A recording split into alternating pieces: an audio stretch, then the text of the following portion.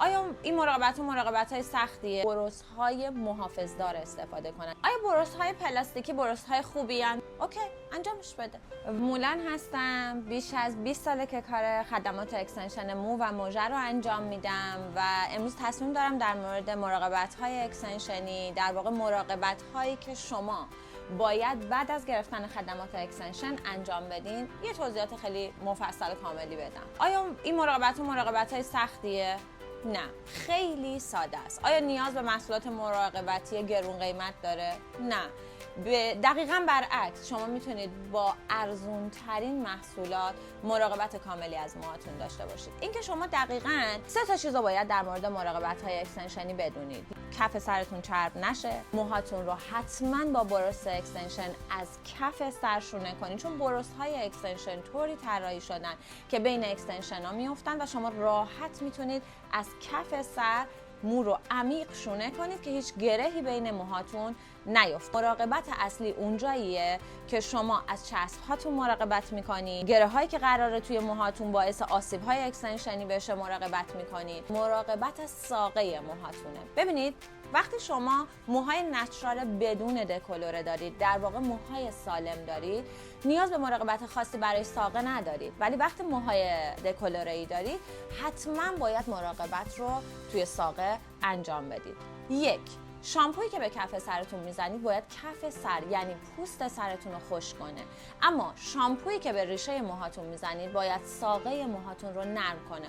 بعضی این سوال براشون پیش میاد خب این خیلی سخته، ما چجوری از 2 شامپو استفاده کنیم؟ خیلی ساده. شما وقتی داری موهاتون میشوری، شامپویی که برای کف سرت استفاده میکنی، من خیلی ساده بهت بگم. ببین، اول اینکه ما همیشه میدونیم که حتی برای موهای خودمون نباید با ناخن کف سرمون رو بشوریم. باید حتما با این نوک بندای انگشت عمیق. اکستنشن ها اگر تمیز زده شده باشن و در ردیف های صاف نصب شده باشن، شما خیلی راحت میتونید دست کنید کف سرتون، بین سرتون رو با بندای انگشتتون عمیق تاچ کنید، بشورید و بعد قبل از اینکه بخواید یه آب کشی کامل کنید، دستتون رو میشورید، شامپوی ساقتون رو میریزید و بعد ساقه ها رو میشورید و بعد یک جا آب کشی میکنیم. و اینکه آیا ما میتونیم از روغن ها، نرم کننده ها، شامپوهای حاوی کراتین و هر چیزی که مو رو چرب و نرم میکنه استفاده کنیم؟ بله، شما توی ساقه موهاتون از همه چیز میتونید استفاده کنید.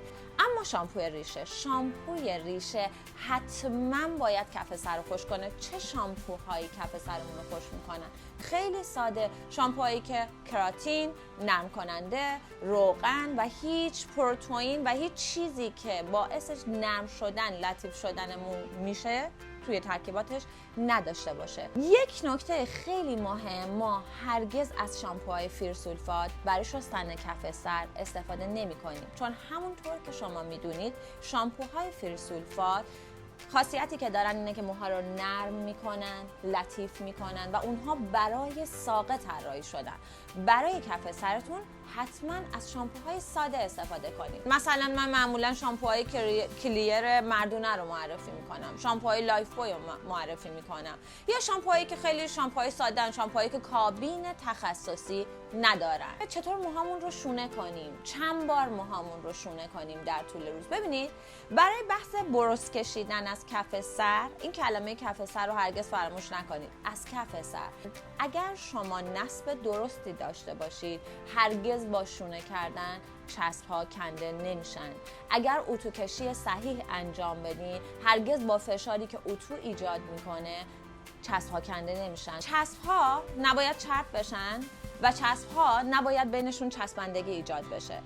توی بحث چرب نشدن بحث شامپوه، ولی توی بحث چسبندگی بحث برس کشیدنه. توی برس کشیدن اگر شما ریشه موهاتون ریشه ضعیفیه، موهاتون موهای نازکیه، اصلا نباید زیاد برس بکشید. همون روزی یک بار کافیه. کی برس بکشیم؟ زمانی برس بکشید که موهاتون خیسه. افرادی که موهای قوی دارن 1000 بار برس بکشن، هیچ اتفاقی نمیافته. افرادی که موهای فر دارن، دقت کنید، هرگز نمیتونن روی موهای فر برس بکشن، چون باعث وز شدن، پف کردن و بد حالت شدن موهاشون میشه. اونا همیشه در حالت خیس برس بکشن. اول من در مورد برس‌های اکستنشنی و انواعشون یه صحبتی بکنم. ما برس‌های محافظدار و برس‌های بدون محافظ داریم. محافظدارها یک ردیف موهای پوش شکل کف دارن مثل برس پوش‌ها و یه سری دندونه‌های بلند از این برس پوش‌ها زده بیرون. برس اکستنشن. اما برس های اکستنشنی محافظ سر این دندونه های بلند یه سری دونه دونه هایی وجود داره که محافظت بشه. پس حتما افرادی که موهای نازک دارن از برس های محافظدار استفاده کنن. آیا برس های پلاستیکی برس های خوبی هن؟ بله، برس های پلاستیکی هم بسیار عالی هن، اما این خیلی حسیه. بعضی دوست دارن برسشون حتما حالت موتور داشته باشه و دوست ندارن از جنس پلاستیک باشه. اوکی، شما میتونید از برس های پلاستیکی استفاده کنید و اگر هم دوست دارید از برس های پوش، شونه‌ای و مویی استفاده کنید، از برس های مویی استفاده کنید. هدف از استفاده برس اینه که کف سر بیفته، اون خون رسانی که با برس ما داریم انجام میدیم برای پوست سر اتفاق بیفته و حتما این برس این توانایی رو داشته باشه که بین اکستنشن ها رو عمیق شونه کنه. اگر این نصب تمیزی باشه، اگر شخصی که داره این نصب رو انجام میده مهارت و تجربه لازم برای این اجرا رو داشته باشه، میدونه که حتما باید وزنی مطابق با توان موهاتون رو روی موهاتون قرار بده، میزان چسبی که داره استفاده میکنه رو کاملا میشناسه، تایم اون دستگاهی که یعنی تایم اون تلاقی دستگاه با موهاتون بر اساس جنس موهاتون باید تنظیم بشه، اون رو خوب میدونه و میدونه که هر نصبی رو که کنار نصب دیگه میشونه تار موی نباید توی هم گیر بکنه. یکی از روش هایی که من میتونم بهتون پیشنهاد کنم که ببینید آیا نصبتون نصب قشنگ و مرتبی هست اینه که وقتی میرید پیش یه نفر کار براشینگتون رو انجام میده، اگه اکستنشن کارین اینجوری خودتون رو تست کنید. من معمولا مشتری‌ها فکتی که بهم میدن میگن که هر جای دنیا که میرن کسی که داره کار براشینگشون رو انجام میده میگه این اکستنشن رو کی نصب کرده.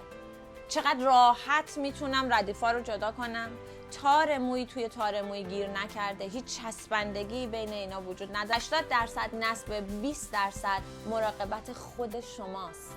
از کف سر موهاتون رو شونه کنید. مورد مراقبت ساقه است که اصلا فکر نکنید اگه موهای دکولوره‌ای دارید من نگرانم که شامپویی که دارم یا نرم کننده‌ای که دارم استفاده میکنم باعث ریزش بشه. اگر فقط توی بخش ساقه انجام بشه هرگز با ریشه تلاقی نمیکنه. حالا چطور توی ساقه انجام بشه؟ من میام کف سرمو میشورم، کامل میشورم، دستمو آب کشی میکنم، شامپوی ساقه‌مو میریزم، میشورم، آب کشی میکنم. حالا میخوام نرم کننده، ماسک یا هر چیزی رو بزنم، اونو میزنم از پایین تر و در نهایت آخر سر دستهای نرممو روی سطح موهام میکشم که تمام مو با اون ماسک و نرم کنندم آغشته بشه و بعد آب کشی میکنم. هرگز شما نیاز به بافت کردن ندارید. علت این که اونا میگن که باید موهاتو بافت کنی بخوابی اینه که موهاتو بذار کنارت بخواب. ببینید ما هرگز نمیتونیم با یه چیزی زندگی کنیم و انقدر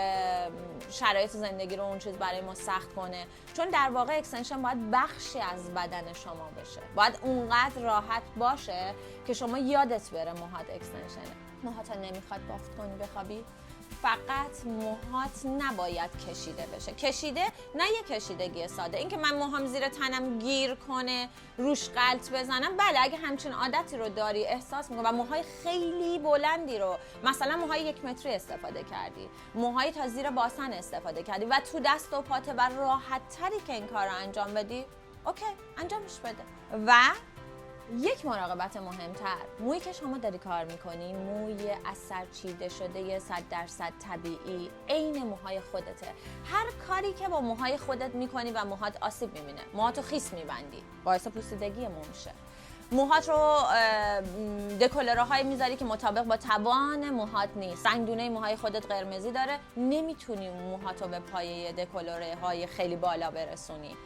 دقیقاً این اتفاقات در مورد موهای اکستنشنی هم صادقه. هر اتفاقی که برای موهای خودت میفته و آسیب میبینه، موهای اکستنشنی هم آسیب میبینه. پس اون کارها رو حذف کن. و در نهایت لایک، سابسکرایب، شیر یادتون نره، کامنت بذارید. اگر سوالی هست که توی ذهنتونه میتونه به توسعه این خدمات کمک کنه و دوست دارم که این ارتباط دو طرفه باشه.